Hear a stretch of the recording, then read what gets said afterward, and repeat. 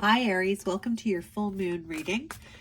This full moon is occurring in Virgo on March 18th, but the energies will be felt several days leading up to it as well as after it. So this is a general reading, so it's not going to apply to everybody. Please check your other placements. There'll be a playlist in the description below for more information.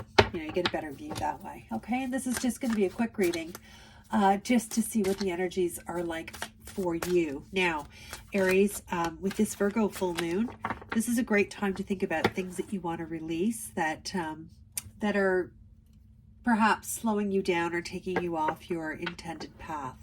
So with that in mind, let's see what the cards have to say. Okay, spirit guides, angels, what do you have here for Aries? Okay, the first card out is the Nine of Swords.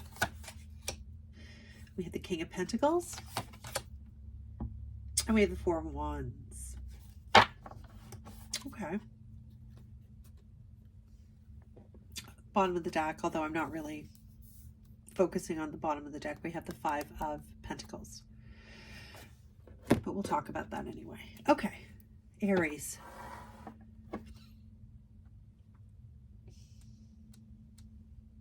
I see a lot of worry here and rumination with the Nine of Swords. A lot of,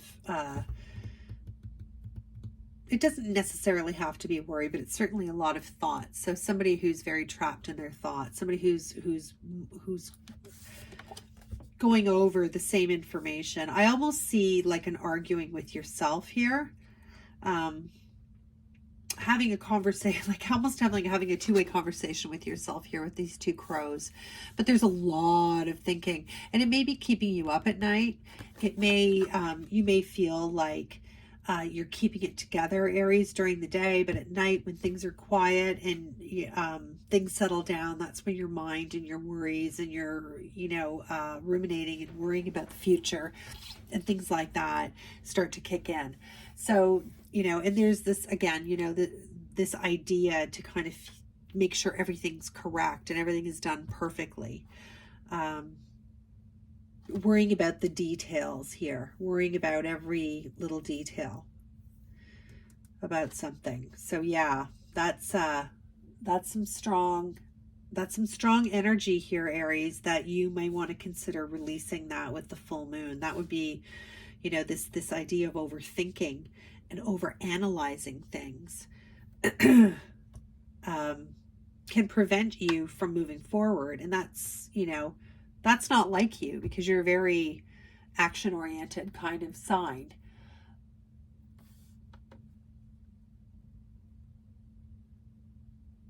I think you need to understand that you don't have all the answers, Aries.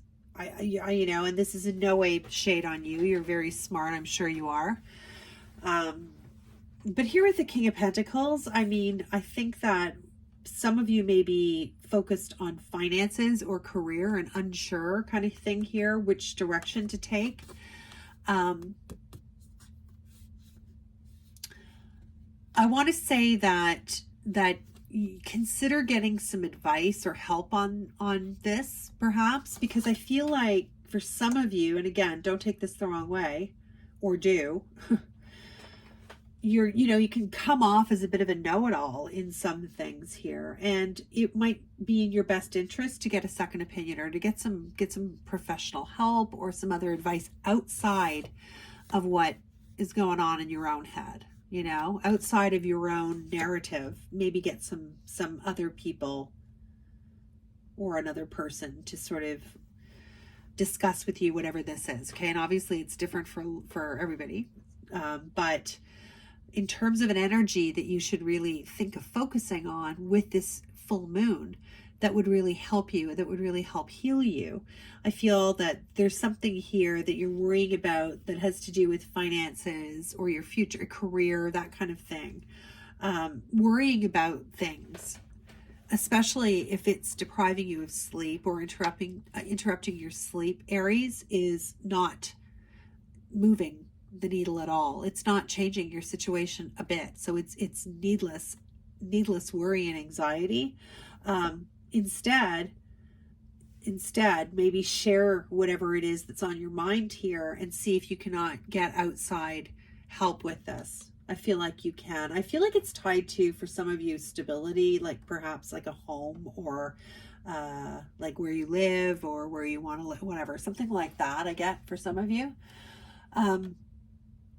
Because I think you do need this, you do need to feel here with the Four of Wands, you need this sense of stability right now. You really crave, many of you really crave this foundation, this experience, I want to say. You know, so it's not just foundation, it's not just like physical safety and like comfort, that sort of thing, but it's like the whole experience of having that stability and foundation. You want that. So in order to open up, you know, the doors for this and let this kind of positive energy come through to you here, you're going to have to take action and move away from this contemplation and perhaps seek some help here. The King of Pentacles is like knowledge, right?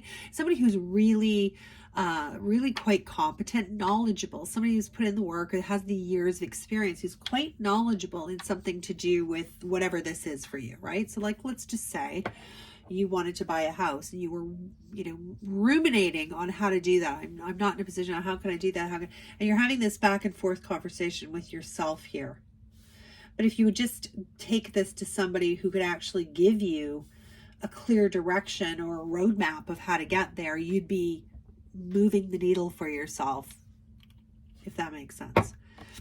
I just want to say here with the Five of Pentacles here at the bottom of the deck, although I'm not really factoring this into this reading, Aries, but I will say that it does, as they often do, and it does kind of follow along with this, because this is not, like, sometimes people portray the Five of Pentacles as like disaster, right? Left out in the cold, abandoned, in poverty, that kind of thing. I don't see it that way. Fives are all about change and disruption. And sometimes change is planned and sometimes change is not planned. And when it's not planned, it can be scary for us, but it doesn't make it bad. So Aries, this is a card that talks about change. There's a change to your material world, to your material life. And like I said, sometimes change is good. It doesn't always have to be bad. It can be very good. But I do feel like it is connected to some sort of stability here for you. Now, it doesn't have to be physical, right? It's wands, so it doesn't have to be physical, but I do feel like it is like an experience of the stability of a family or community or a home, that kind of thing.